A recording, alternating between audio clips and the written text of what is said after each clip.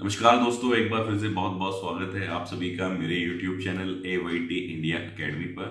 दोस्तों, आज की जो वीडियो है, इस वीडियो के अंदर हम सीखने वाले हैं टॉप 7 मेंटेनेंस सिस्टम, यानी कि ऐसे सिस्टम जो कि मेंटेनेंस डिपार्टमेंट को सुचारू रूप से चलाने के लिए ज़रूरी है। ऐसे मुख्य सिस्टम आज की वीडियो में हम सीखने वाले हैं। ये वीडियो सभी मेंटेनेंस सुपरवाइजर, मैनेजर्स, इंजीनियर्स के लिए बना हुआ है। साथ ही जो लोग प्रोडक्शन डिपार्टमेंट में भी काम करते हैं उनके लिए भी वीडियो काम की होने वाली है। तो चलिए फिर ज्यादा वक्त ना गवाते हुए शुरू करेंगे वीडियो को। Let's start.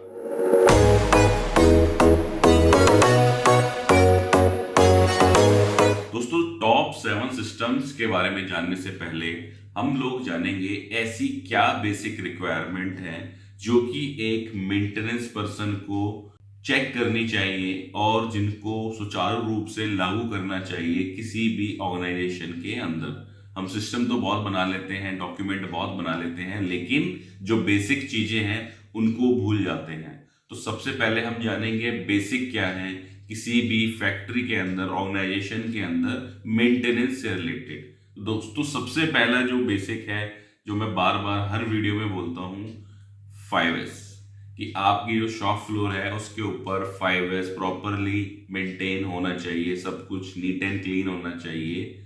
और जो मशीन है खास तौर पे, उसके चारों तरफ प्रॉपर क्लीननेस होनी चाहिए, उसके अंदर क्लीननेस होनी चाहिए। ठीक है। उसके बाद नेक्स्ट जो सिस्टम आता है हमारा मशीन क्लीननेस और क्लिट, कि उस पर डेली मशीन चेक शीट लगी हो और उसके हिसाब से मशीन मेंटेन हो। नेक्स्ट है हमारी proper lighting on machine.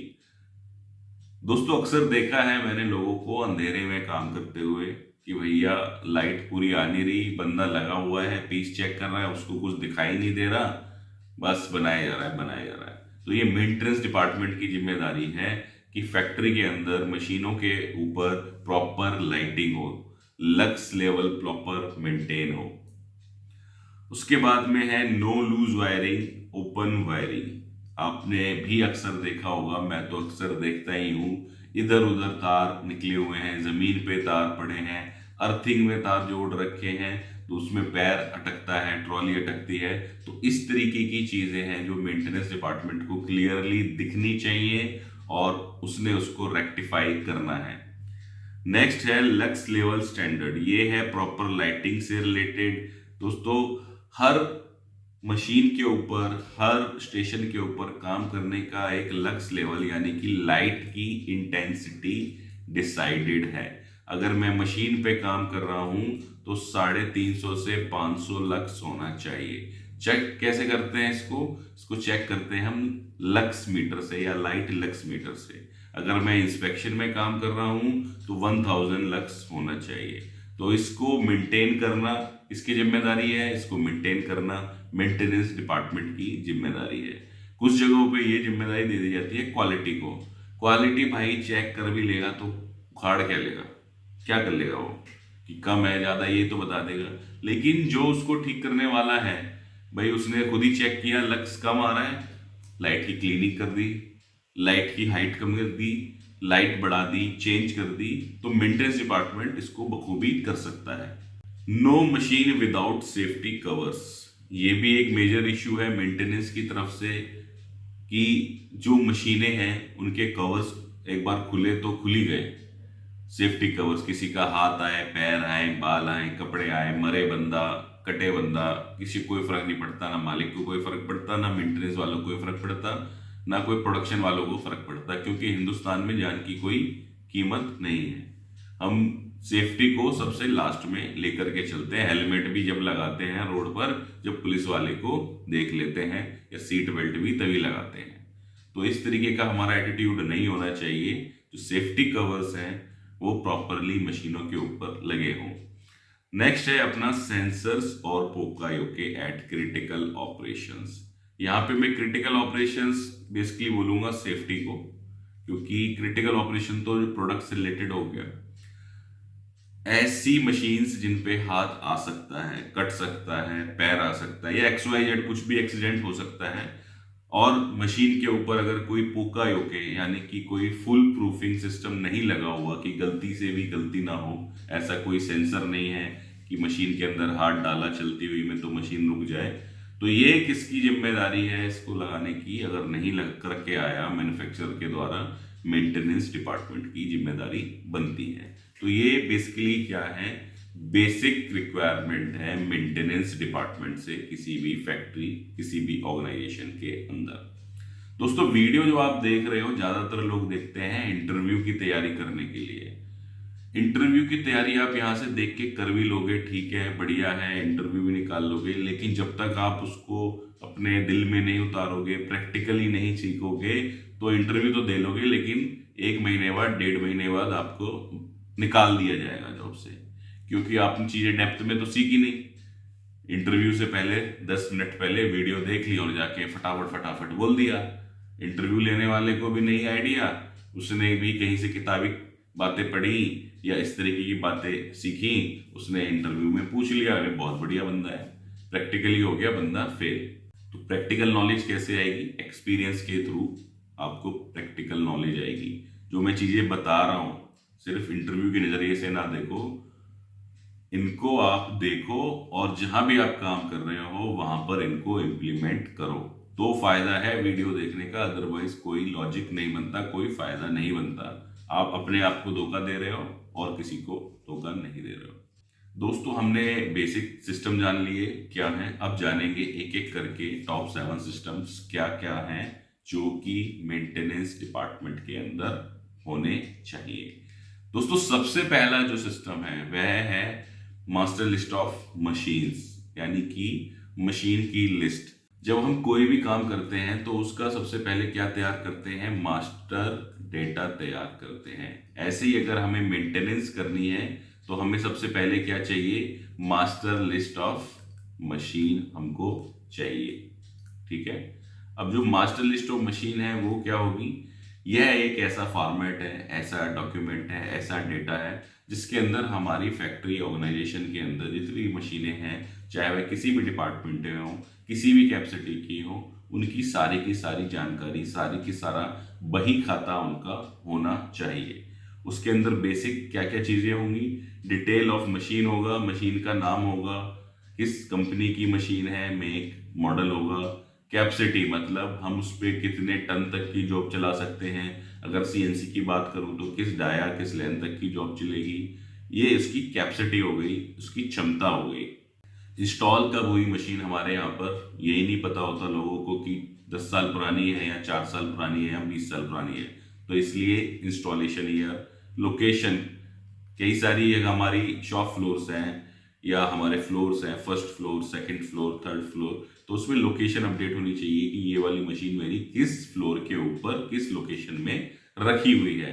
Then है मशीन मैनुअल्स, ये बड़ा क्रिटिकल पॉइंट है कि जो हमारी मशीन है उसके साथ मेंटेनेंस के मैनुअल्स आते हैं। जब मशीन के अंदर कोई प्रॉब्लम आ जाती है तो हम बस इधर उधर हाथ पैर मारने लग जाते हैं, लेकिन हमारे लिए गाइड क्या है? हमारे लिए जो गाइड है वो है मेंटेनेंस का मैनुअल। सबसे पहले मेंटेनेंस वालों को मैनुअल पढ़ना चाहिए, मशीन का देखना चाहिए कि उसके अंदर डेली क्या करना है, मशीन में वीकली क्या करना है, मंथली क्या करना है, हाफ ईयरली क्या चेक पॉइंट्स होंगे, और सारे उसके अंदर जो क्रिटिकल पार्ट्स होते हैं उनकी डायमेंशन, साइज, स्पेसिफिकेशन, सारी चीजें दी होती है। लेकिन हम खामखा परेशान होते हैं, इधर उधर उल्टे सीधे लोगों को फोन मिलाएंगे, उनको भी आधा अधूरा ज्ञान है और पता चला बेड़ा गर्क हो गया, मशीन हो गई हमारी पूरी खराब। तो इस तरीके से आपको मास्टर लिस्ट ऑफ मशीन को तैयार करना है। अब इसका फॉर्मेट देख लेते हैं, मास्टर लिस्ट ऑफ मशीन का फॉर्मेट कैसा रहेगा, ताकि आप लोग भी यहां से देख करके फॉर्मेट बना सको। दोस्तों स्क्रीन के ऊपर मास्टर लिस्ट ऑफ मशीन्स का फॉर्मेट आ चुका है। अगर इसमें हम बात करें तो क्या क्या डिटेल्स हैं? सीरियल नंबर है, आईडी नंबर है, मशीन इक्विपमेंट नेम, मशीन की photo, location, department, make, capacity, installation year, AMC, machine का मैनुअल जो है वो है या नहीं है, मैनुअल टाइप क्या है, daily click sheet, half yearly preventive maintenance check sheet. तो सबसे पहले क्या आ गया? आईडी। भाई हम जैसे हमारा नाम है, मेरा नाम है शाकिर, तो हो सकता है बहुत सारे नाम, बहुत सारे लोग हों शाकिर नाम से, तो उनकी पहचान तो हो गई शाकिर, लेकिन उनकी आईडी नंबर क्या हो गई, आधार कार्ड या डीएल नंबर, ये सारी उनकी एक तरीके से आईडी हो गई। तो ऐसे ही क्या है, जो हमारी मशीनें हैं उनकी हमने आईडी दे दी BD01। यहाँ पे हम मशीन का जो मैन्युफैक्चरर का सीरियल नंबर होता है वो भी ब्रैकेट में दे सकते हैं। मशीन का नाम बैंड्सो मशीन है, उसकी फोटो लगा दी। लोकेशन किस डिपार्टमेंट में है, रॉ मटेरियल में है, कोर पिन लाइन में, नॉन कुनपिर में है। उसके बाद में मेक इंडोटेक। कैपेसिटी क्या है, 350 डाया तक की हम इस पे जॉब काट सकते हैं। इंस्टॉलेशन ईयर 2011 में इंस्टॉल हुई थी। क्या हमने इसकी एएमसी दे रखी है, आजकल क्या चलन है कि एएमसी दे देते हैं, एनुअल मेंटेनेंस कॉन्ट्रैक्ट दे देते हैं जो क्रिटिकल मशीन्स होती हैं उनका, किसको, जो मैन्युफैक्चरर होता है या थर्ड पार्टी को। अगर एएमसी दे रखी है तो हाँ जी दे रखी है, नहीं दे रखी तो नहीं दे रखी। नहीं दे रखी तो इसका मतलब क्या है, हमें उसे इन हाउस प्रिवेंटिव मेंटेनेंस करना होगा। दे रखी है तो क्या है, हमें समय अनुसार एएमसी वाले पर्सन को बुला करके उसकी सर्विसिंग करानी पड़ेगी। देन इसका मशीन का मेंटेनेंस मैनुअल है या नहीं है हमारे पास, वो नोट करेंगे। फिर उसका मैनुअल टाइप क्या लिखेंगे यहाँ पर। कुछ मशीनों के साथ इलेक्ट्रिकल मैनुअल आते हैं, किसी के साथ मैकेनिकल, किसी का कंबाइंड आता है, तो वो यहाँ लिख देंगे कि भाई इस टाइप का मैनुअल हमारे पास इसका है। देन है डेली क्लिट शीट, उसकी मशीन की है या नहीं, यानी कि जो हम डेली मशीन के अंदर चेक करने वाले हैं वो हमने बना ली या नहीं बनाई। देन है हाफ ईयरली प्रिवेंटिव मेंटेनेंस या ईयरली प्रिवेंटिव मेंटेनेंस की चेकलिस्ट हमने तैयार कर ली है या नहीं करी है। तो ये हो गया हमारा मास्टर लिस्ट ऑफ मशीन का फॉर्मेट। अब चलेंगे हम अगले फॉर्मेट की तरफ या अगले सिस्टम की तरफ। दूसरा जो सिस्टम, जो सबसे मुख्य सिस्टम है, जो आपका सारा डेटा रिकॉर्डिंग में काम आएगा, वह है हमारा क्या, ट्रैवल टिकट, यानी कि टीटी सिस्टम या फिर ब्रेक डाउन स्लिप सिस्टम। इसके अंदर हमें क्या बेसिकली रिकॉर्ड करना है, ये एक ऐसा पर्चा है जिसके अंदर हम रिकॉर्ड करते हैं कब ब्रेक डाउन हुआ, किस समय हुआ, किस मशीन में हुआ, क्या ब्रेक डाउन हुआ, उस पर हमने क्या एक्शन लिया, कब ठीक हुआ, किसने ठीक हुआ। तो इस तरीके का एक पूरा बही खाता है जिसके अंदर ये सारी डिटेल्स लिखी हुई हैं। एक फॉर्मेट है जिसको भरने की जिम्मेदारी किसकी है, प्रोडक्शन की। जब कोई प्रॉब्लम रेज होगी तो प्रोडक्शन वाले को ही सबसे पहले पता चलेगा। किसको रेज करेगा, वो रेज करेगा मेंटेनेंस डिपार्टमेंट को। ठीक है, अब मेंटेनेंस डिपार्टमेंट जब इसको क्लोज कर देगा तो अगेन वो किसको सबमिट कर देगा, प्रोडक्शन को। तो इस तरीके से कोई भी कंप्लेंट है, कोई भी ट्रबल है, वो क्लोज हो जाएगी। मैं इसको नाम देता हूं टीटी, ट्रबल टिकट सिस्टम या ब्रेक डाउन स्लिप सिस्टम। अब एक टीटी का भी फॉर्मेट देख लेते हैं फटाफट से, ताकि आप लोग फॉर्मेट भी समझ सको। आपके सामने ब्रेकडाउन स्लिप का या ट्रबल टिकट का फॉर्मेट आ चुका है। ये काम आता है कोई भी ब्रेकडाउन, जब मशीन चली जाती है ब्रेकडाउन के अंदर, तो उसकी कंप्लेंट रेज करने के काम आता है, उस पर एक्शन लेने के काम आता है। इसको भरता कौन है, इसको प्रोडक्शन वाला पर्सन सबसे पहले भरता है। उसके बाद में क्लोज कौन करता है, इसको मेंटेनेंस पर्सन क्लोज करता है। तो इसके अंदर जो येलो वाले जो पार्ट हैं, ये कौन भरेगा, ये प्रोडक्शन वाला भरेगा। ठीक है, तो सबसे पहले जो कंप्लेंट रेज होगी तो प्रोडक्शन वाले को भी पता चलेगा किस मशीन में आई है, किस डिपार्टमेंट में आई है, कितने बजे आई, किस तारीख को आई, किस शिफ्ट में आई। ठीक है, इसके बाद वो प्रॉब्लम लिखेगा कि भाई कूलेंट पाइप इसका फट गया या लीकेज हो गया। ठीक, भर करके ये किसको दे देगा, ये दे देगा मेंटेनेंस पर्सन को। जब मेंटेनेंस वाला पर्सन इसमें काम करेगा, वो लिखेगा भाई क्या स्पेयर कंज्यूम हुआ या उसने उस पर क्या काम किया, यहाँ पे उसने पूरी डिटेल लिख दी। ठीक है, उसके बाद में जब उसने जॉब को कंप्लीट हुआ, उसने लिख दिया राम सिंह ने ठीक किया, इतने बजे ठीक किया, इस शिफ्ट में ठीक किया। अगेन ये स्लिप किसको वापस करेगा, मेंटेनेंस वाला पर्सन प्रोडक्शन को वापस करेगा, प्रोडक्शन वाले के साइन कराएगा, प्रोडक्शन वाला इसको उसके बाद में क्लोज करेगा कि भाई अब जो है मेरी मशीन हाँ सच में ठीक हो गई है। देन इसका जो डेटा है वो उठ करके कहाँ जाएगा, ब्रेकडाउन रजिस्टर के अंदर ये सारा डेटा अपडेट हो जाएगा। अब हमने टीटी का भी सिस्टम समझ लिया। अब देखते हैं अगला सिस्टम, जो कि है हमारा तीसरा सिस्टम, वह है मशीन डेली क्लिट शीट। ये आपके सामने जो आपको दिखाई दे रहा है क्लिट, क्लिट का मतलब होता है सी से हो गया क्लीन, एल से हो गया लुब्रिकेट ऑब्लिक लीकेज, देन है आई इंस्पेक्ट, देन है टी टाइटन। तो जो हमारी मशीन है बेसिकली अगर उसके अंदर जो काम होने हैं उनको तोड़ा जाए तो ये 4 कैटेगरी निकल के आती है कि हमने मशीन के अंदर साफ क्या करना है, कहाँ कहाँ पे लुब्रिकेशन करना है या लीकेज चेक करना है, कहाँ कहाँ हमने इंस्पेक्शन करना है मशीन के अंदर, और कहाँ हमने टाइट करने की ज़रूरत है, कसने की ज़रूरत है डेली मशीन को शुरू करने से पहले। ठीक है, अब इसके अंदर क्या क्या होना चाहिए, इसके अंदर होना चाहिए डेट, मशीन, किस मशीन की बात हो रही है, ऑपरेटर कौन इसको भर रहा है, डेली मशीन के चेक पॉइंट्स होने चाहिए, ऑपरेटर के साइन होने चाहिए, सुपरवाइजर के साइन होने चाहिए आफ्टर वेरिफिकेशन। अब मशीन क्लिक शीट को भरने की जिम्मेदारी किसकी है, ऑपरेटर की।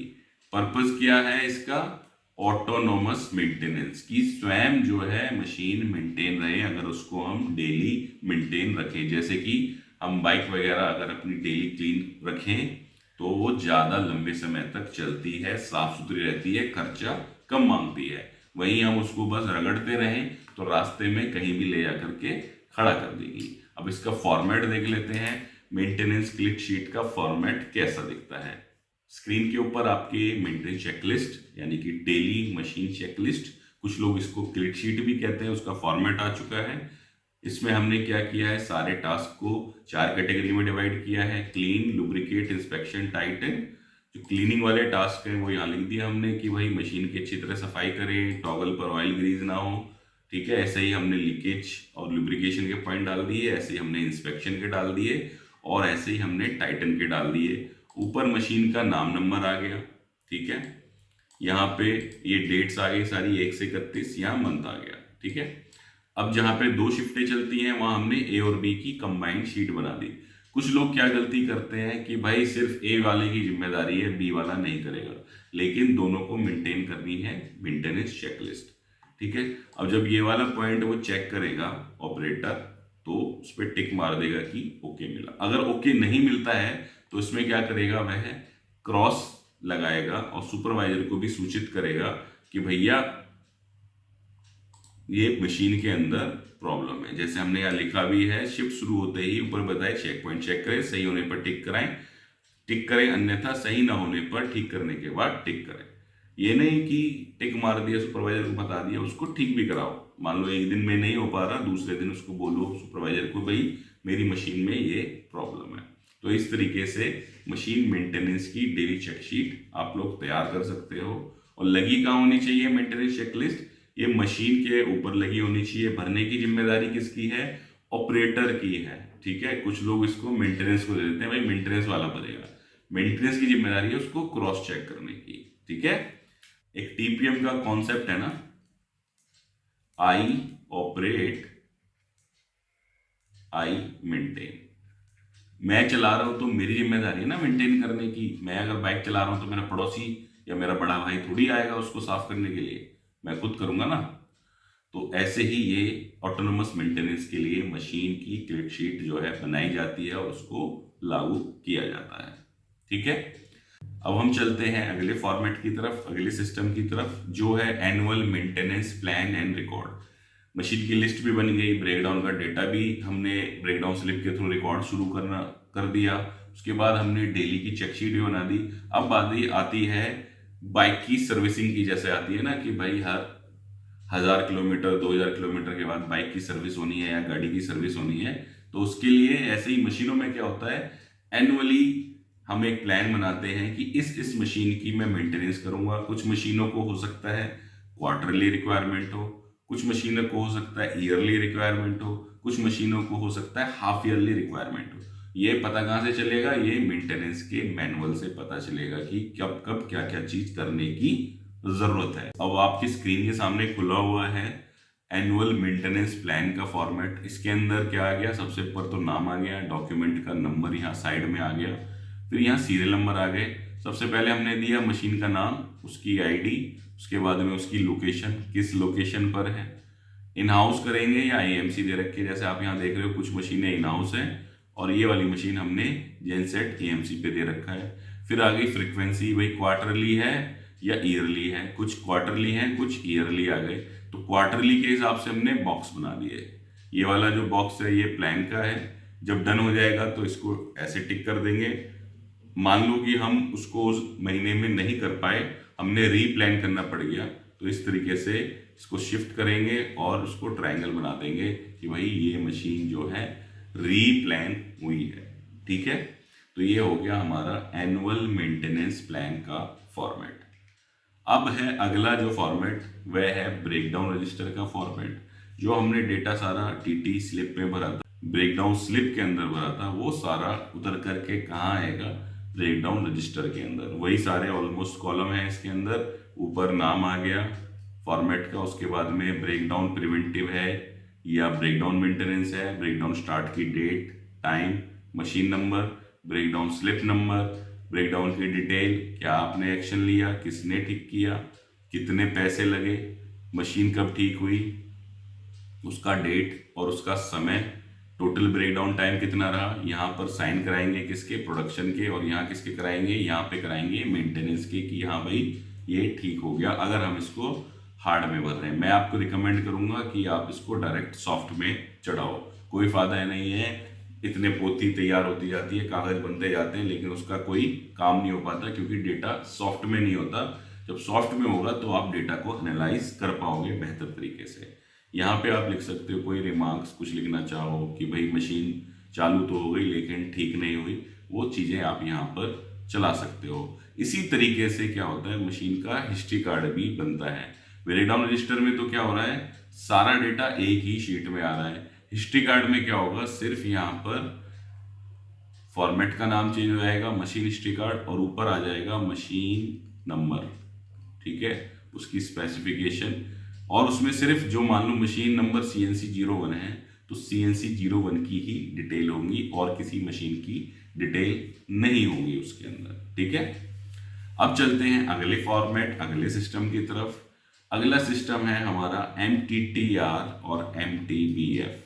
जो पहली बार वीडियो देख रहे हैं MTTR के ऊपर, उनको मैं बता दूं, मैंने ऑलरेडी डिटेल्ड वीडियो डाली हुई है MTTR और MTBF के ऊपर। यहाँ पे हम शॉर्ट में समझेंगे।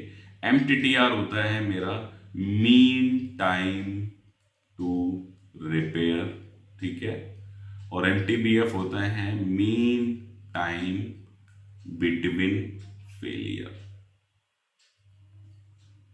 तो जैसा कि इनके नाम में ही परिभाषा छुपी है, अगर आप अंग्रेजी सही से समझते हो तो उसका तोड़ ही ये है कि जो नाम है उसी के अंदर मैक्सिमम चीजें छुपी होती हैं। तो मीन टाइम टू रिपेयर, यानी कि मीन टाइम कितना लग रहा है किसी ब्रेकडाउन को रिपेयर करने में, उसको हम बोलते हैं MTTR। कि भाई कोई फेलियर हुआ शुरू और कोई खत्म हुआ, इसके बीच में कितना समय लगा, उसको मीन टाइम टू रिपेयर करेंगे। उसका निकालने का फॉर्मूला क्या है, फॉर एग्जांपल मेरे यहाँ पर टोटल जो ब्रेकडाउन टाइम रहा वो कितना रहा, 100 घंटे रहा। ठीक है, और उस दौरान क्या हुआ, नंबर ऑफ ब्रेकडाउन कितने हुए, 2 हुए। तो मेरा जो MTTR है वो क्या होगा, breakdown time divided by number of breakdowns. तो यहाँ इसको मैं डिवाइड कर दूंगा 100 डिवाइडेड बाय 2, 50 आवर्स, यानी कि मुझे लगभग 50 घंटे लगते हैं किसी भी ब्रेकडाउन को ठीक करने में। ठीक है, ऐसे ही होता है मीन टाइम बिटवीन फेलियर। ये हो गया उसको ठीक करने में समय कितना लग रहा है, ये हो गया कि एक ब्रेकडाउन से दूसरे ब्रेकडाउन के बीच में कितना समय है, मतलब हर कितने घंटे के बाद एक ब्रेकडाउन हो जाता है।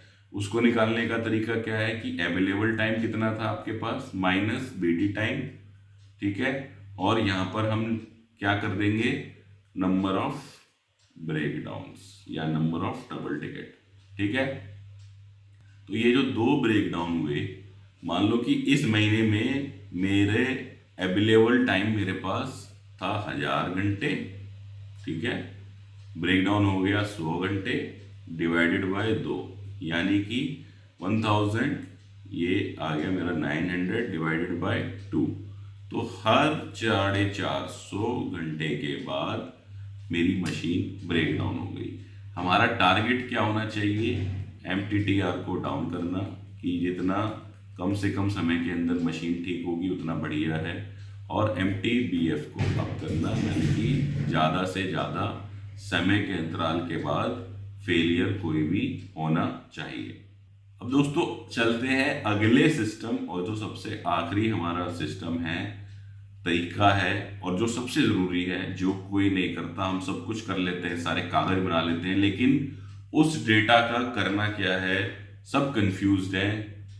बस ऑडिटर ने बोल दिया रिकॉर्ड किए जा रहे हैं। अरे भाई ऑडिटर एक्चुअली क्या है, हम ऑडिट को लेते हैं जैसे पुलिस है ना, पुलिस ऑडिट को लेते हैं पुलिस की तरह, कि पुलिस नाके पे खड़ी है तो हेलमेट लगाऊंगा, नहीं तो नहीं लगाऊंगा। ऐसे ही ऑडिटर है भैया, यार पास कराना है बस, नहीं तो सप्लाई बंद हो जाएगी। अगर हम उसको ऑडिट को ले एज ए इम्प्रूवमेंट प्रोजेक्ट, ठीक है, या सिस्टम डेवलपमेंट, तो उससे हमारा कहीं ज़्यादा फायदा होगा। ठीक है, तो हम ये सारे काम करते भी हैं, ब्रेक डाउन का डेटा भी बनाते हैं, प्रिवेंटिव का प्लान भी बनाते हैं, उसको रिकॉर्ड भी करते हैं, सब कुछ करते हैं। ठीक है, लेकिन होता क्या है कि हम उसको एक्चुअल में इंप्लीमेंट नहीं करते, एक्चुअल में एनालिसिस नहीं करते। तो वो हम कैसे करेंगे कि हमारे पास एक डैशबोर्ड होना चाहिए। क्या होना चाहिए? एक डैशबोर्ड होना चाहिए।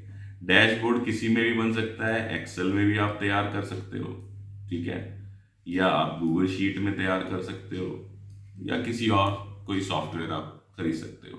ठीक है, डैशबोर्ड बेसिकली क्या है कि जो आपको एक झटके में आपका पूरा डेटा एनालाइज करके दे दे। प्रॉब्लम क्या है कि जो हमारे यहाँ पर लोग हैं, मेंटेनेंस इंजीनियर हैं, सुपरवाइजर हैं, उनकी ना तो कोई ट्रेनिंग हुई है डेटा एनालिसिस को लेकर के, ना उन्हें कोई एक्सेल ढंग से आता है। चलो एक्सेल की बात चली है तो मैं आपको एक बात बता दूं कि मैंने एक नया चैनल शुरू किया है, हमने AYT कंप्यूटरेसी के नाम से, लिंक डिस्क्रिप्शन में भी डाल दिया है। तो वहां पर हम क्या कर रहे हैं, Excel, Google sheet, power point, basically जो एक प्रोफेशनल को या स्टूडेंट को काम करने के लिए फॉर्मेट सिस्टम सारी चीज़ें चाहिए, जो उनको मतलब फॉर्मूलेज आने चाहिए, फॉर्मेटिंग आनी चाहिए, ग्राफ बनाने आने चाहिए, चार्ट बनाने आने चाहिए, वो हम वहाँ पर सिखा रहे हैं। वीडियो उसमें रेगुलर्स आ रही हैं। अगर आपने अभी तक नहीं देखी है वीडियो, जा करके लिंक डिस्क्रिप्शन में डाला हुआ है, वहाँ से जा करके, अगर आपका एक्सेल वीक है या गूगल शीट वीक है या पावर पॉइंट वीक है, वो जा करके आप सब्सक्राइब करो और उस पर रेगुलर अपडेट लेते रहो। कंटिन्यू करते हैं। तो होता क्या है कि ये सब लोग वीक है एक्सेल में, एनालिसिस में, तो इसलिए आधा अधूरा डेटा बनता है, या ऑडिटर ने जो बोल दिया वह बन गया, हमें पता ही नहीं उस डेटा का क्या करना है। मैं हमेशा बोलता हूं कंप्यूटर का काम है कंप्यूट करना, कि हम सिर्फ एक बार डेटा फीड कर दे, बाकी काम कंप्यूटर अपने आप करे, हम क्यों दिमाग लगाएं उसमें। तो उसके लिए सबसे बेहतर तरीका क्या है, डैशबोर्ड्स। जैसा आपको स्क्रीन पर एक दिखाई दे रहा है, ये हमारा एक डैशबोर्ड का फॉर्मेट है, जिसके अंदर सारा मशीन का ट्री मैप बना हुआ है, ब्रेक डाउन के आवर्स आ रहे हैं, ब्रेक डाउन की कैटेगरी आ रही है, ठीक है, यहाँ पर फिर मंथ वाइज पूरा एनालिसिस भी आ रहा है, यहाँ डिटेल भी आ रही है, और यहाँ पर कुछ आपको दिखाई दे रही होंगी dates, machine number, type of breakdown etcetera. तो ये किस लिए है, एनालिसिस के लिए है। अभी मैं आपको एक लाइव डैशबोर्ड दिखाऊंगा, ठीक है, कि जो मैंने आपको सारी चीजें बताई, जब वो आप डेटा एक फीड कर दोगे सिस्टम के अंदर, डेटा डाल दोगे, सिस्टम भी क्या है, एक सिर्फ एक आपको फॉर्म भरना है या शीट भरना है, और ये इस तरीके का सुंदर सा डैशबोर्ड आपका तैयार हो सकता है। तो डैशबोर्ड देख लेते हैं। पर्पस क्या होता है डैशबोर्ड का, कि ये निकालना कि हमारे टॉप ब्रेकडाउन्स कौन कौन से जा रहे हैं, ठीक है, टॉप प्रॉब्लम्स क्या क्या बार बार रिपीट हो रही हैं, मेंटेनेंस की कॉस्ट क्या लग रही है, ठीक है। अगर हम बात करें कि भाई मेंटेनेंस का जो KPI है उसके अंदर क्या क्या चीज़ें आनी चाहिए, उसके अंदर आना चाहिए MTTR आना चाहिए, उसके अंदर आना चाहिए MTBF आना चाहिए, ठीक है, BD आवर्स आने चाहिए, ठीक है, मेंटेनेंस की कॉस्ट आनी चाहिए, ऑन टाइम जो है प्रिवेंटिव मेंटेनेंस आनी चाहिए, ठीक है, स्पेयर पार्ट कंजम्पशन आना चाहिए। तो ये क्या है, बेसिकली KPIs या टारगेट होने चाहिए मेंटेनेंस डिपार्टमेंट के। टारगेट तो दे दी, लेकिन उसकी मॉनिटरिंग, एनालिसिस, ठीक जा रहे हैं गलत जा रहे हैं, कैसे पता चलेगा, वो हमें पता चलेगा एक डैशबोर्ड से, ठीक है। तो अब एक डैशबोर्ड देख लेते हैं कि एक मेंटेनेंस का सिंपल सा, इसके अंदर हमारा सारा पर्पस सॉल्व होता है। डैशबोर्ड दिखता कैसा है दोस्तों, आपकी स्क्रीन के ऊपर एक डैशबोर्ड आ चुका है, जिसके अंदर मैंने बहुत ही ना के बराबर डेटा फील्ड किया है ऑलमोस्ट, आपको सिर्फ दिखाने के लिए। तो यहाँ पर आपको दिख रहा है machine BD tree map. Tree map का मतलब है कि जिस मशीन का बॉक्स सबसे बड़ा है वो सबसे ज़्यादा ब्रेकडाउन में गई है। इसके बाद यहाँ आपको डिटेल दिख रही है मशीन वाइज ब्रेकडाउन आवर्स की। भाई मशीन नंबर ये, टोटल ब्रेकडाउन आवर्स इतना, नंबर ऑफ ब्रेकडाउन इतना, मेंटेनेंस कॉस्ट इस पे इतनी लगी। या टाइप ऑफ ब्रेकडाउन दिख रहा है प्रिवेंटिव इलेक्ट्रिकल। हमने प्रिवेंटिव को भी एक तरीके से लॉस में ले लिया कि भाई उसमें कितना टाइम लग रहा है, इसको हम वहाँ से कैटेगरी को हटा भी सकते हैं, हटाना चाहें तो। उसके बाद में यहाँ पे जो जो ब्रेकडाउन हुए हैं उनकी पूरी समरी आ गई कि क्या क्या ब्रेकडाउन्स हुए। यहाँ तो क्या है, एक समरी दिख रही है, यहाँ डिटेल में सारी चीज़ें आ गई। ब्रेकडाउन कब शुरू हुआ, क्या प्रॉब्लम आई, क्या रिपेयर रिप्लेसमेंट हुई, कब ख़त्म हुआ, किसने ठीक किया, ब्रेकडाउन आवर कितने लगे उसके अंदर, उसकी कॉस्ट कितनी गई। उसके बाद यहाँ पर आ गया मंथ वाइज BD आवर्स। जैसे आपको यहाँ अक्टूबर महीने में दिख रहा है 2.38, तो जैसे जैसे डेटा बढ़ता जाएगा मंथ वाइज यहाँ पर BD आवर्स आते जाएंगे। ऐसे ही मंथ वाइज यहाँ पे मशीन मेंटेनेंस की कॉस्ट आती जाएगी कि भाई 300 रुपये लगे अक्टूबर में, नवंबर में 3000 लग गए। तो आप एनालाइज कर पाओगे ना, तभी तो एक्शन ले पाओगे। ऐसे ही मशीन की BD आवर्स आ गए मशीन वाइज। ये तो थे हमारे मंथ वाइज, ये मशीन वाइज आ गए। भाई किस मशीन में सबसे ज़्यादा अभी तक ब्रेकडाउन रहे हैं, ऐसी मशीन वाइज मेंटेनेंस की कॉस्ट आ गई। अब ये क्या है, ये पूरा डेटा इंटरेक्टिव भी है। जब यहाँ पर आप कुछ डेट वगैरह सेलेक्ट करोगे दिस मंथ, तो ये दिस मंथ का ही डेटा दिखाएगा, ठीक है। अब आप इसमें लास्ट मंथ कर दोगे तो ये लास्ट मंथ का डेटा दिखाएगा। आपको देखना है सिर्फ 5 नंबर मशीन का, तो 5 नंबर पर सेलेक्ट करो, 5 नंबर मशीन का डेटा दिखा देगा, ठीक है। आपको देखना है ब्रेकडाउन टाइप वाइज कि भैया सिर्फ इलेक्ट्रिकल, तो ये इलेक्ट्रिकल का डेटा दिखा देगा, ठीक है। और यहीं से हमने क्या कर रखा है, सारा मशीन हिस्ट्री कार्ड वगैरह भी हमारे ऑटोमेटिक है।